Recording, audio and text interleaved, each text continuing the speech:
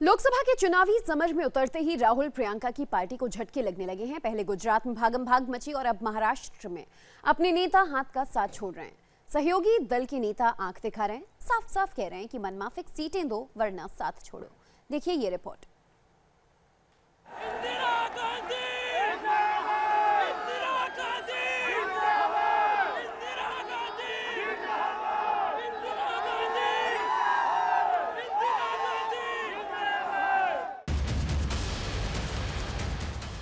गांधी की धरती से,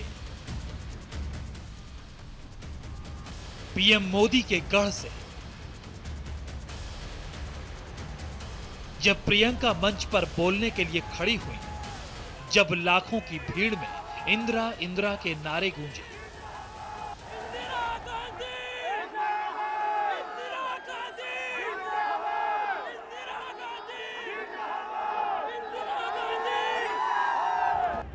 जब प्रियंका ने इशारों में पीएम मोदी से जवाब मांगा। जो आपके सामने बड़ी बड़ी बातें करते हैं, बड़े बड़े वादे करते हैं, उनसे पूछिए जो 2 करोड़ रोजगार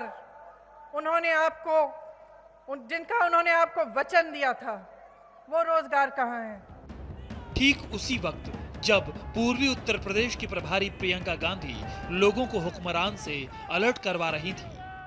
आगे आने वाले 2 महीनों में आपके सामने तमाम मुद्दे उछाले जाएंगे। आपकी जागरूकता ही इस देश को बनाएगी। ठीक उसी वक्त महाराष्ट्र से लेकर उत्तर प्रदेश तक कांग्रेस की जमीन खिसक रही थी। प्रियंका गांधी और उनके भाई की पुश्तैनी पार्टी को लगातार एक के बाद एक ताबड़तोड़ 4 हाई वोल्टेज सियासी झटके लग रहे थे। पहला झटका महाराष्ट्र में सुजय पाटिल ने दिया। दूसरा झटका प्रकाश अंबेडकर के ऐलान से लगा। कांग्रेस को तीसरा झटका राजू शेट्टी ने दिया और जो रही सही कसर बची थी उसे मायावती ने पूरी कर दी। कह दिया सिर्फ यूपी ही नहीं, कहीं भी कांग्रेस के साथ वो गठबंधन नहीं कर रही है। गुजरात कांग्रेस से शुरू हुआ भागम भाग महाराष्ट्र कांग्रेस के बड़े नेताओं तक जा पहुंचा। महाराष्ट्र में कांग्रेस के कद्दावर नेता और असेंबली में विरोधी दल के लीडर राधा कृष्ण विखे पाटिल के बेटे सुजय पाटिल बीजेपी में शामिल हो गए। सुजय अहमदनगर लोकसभा सीट से चुनाव लड़ सकते हैं।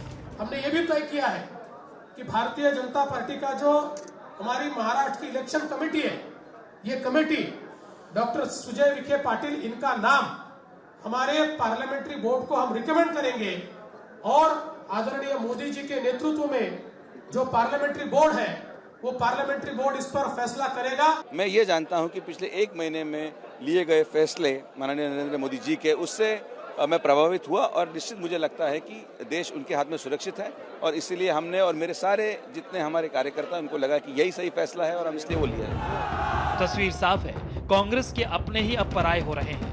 वैसे में जब राहुल गांधी 2019 को विचारधारा की जंग बता रहे हैं, जनता को एक तरफ नफरत तो दूसरी तरफ महात्मा और अंबेडकर की विचारधारा समझा रहे हैं। यह विचारधारा की लड़ाई है। एक तरफ नफरत गोडसे, दूसरी तरफ प्यार, महात्मा गांधी और गुजरात का इतिहास। और जीत महात्मा गांधी की होगी, प्यार की होगी, भाईचारे की होगी, कांग्रेस पार्टी की होगी। ऐसे हालात में विचारधारा की लड़ाई में अंबेडकर के पोते प्रकाश अंबेडकर ने ऐलान कर दिया कि उनकी पार्टी बहुजन महासंघ कांग्रेस एनसीपी गठबंधन में शामिल नहीं होगी। बहुजन महासंघ महाराष्ट्र की सभी 48 सीटों पर अपने उम्मीदवार उतारेगी।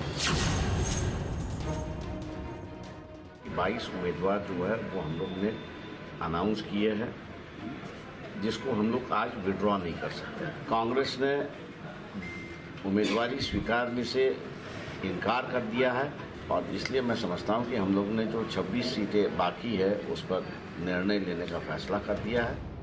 एक ही दिन में महाराष्ट्र से कांग्रेस के लिए तीसरी बुरी खबर आई। स्वाभिमानी शेतकारी संगठन के चीफ राजू शेट्टी ने कांग्रेस एनसीपी को चेतावनी दे दी। साफ साफ कह दिया कि 3 सीटें दो वरना अपना रास्ता अलग, कांग्रेस का रास्ता अलग। पर्ची भरने का समय आ चुका है, ज़्यादा चर्चा अब नहीं हो सकती है, ठीक भी नहीं है। इसलिए कल तक कुछ जो डिसीजन लेना है तो ले दीजिए, नहीं तो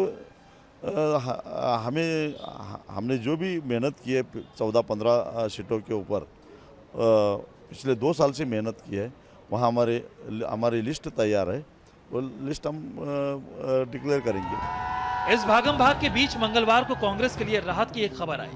पाटीदार नेता हार्दिक पटेल कांग्रेस में शामिल हो गए। नाराज अल्पेश ठाकोर भी गांधी परिवार के करीब दिखे, लेकिन चुनाव के ऐलान के 3 दिन के अंदर जिस तरह से कांग्रेस के नेता और सहयोगी छिटक रहे हैं, उससे मोदी के विजय रथ को रोकने की पहाड़ जैसी चुनौती को पार पाना देश की सबसे पुरानी पार्टी के लिए मुश्किल हो सकता है।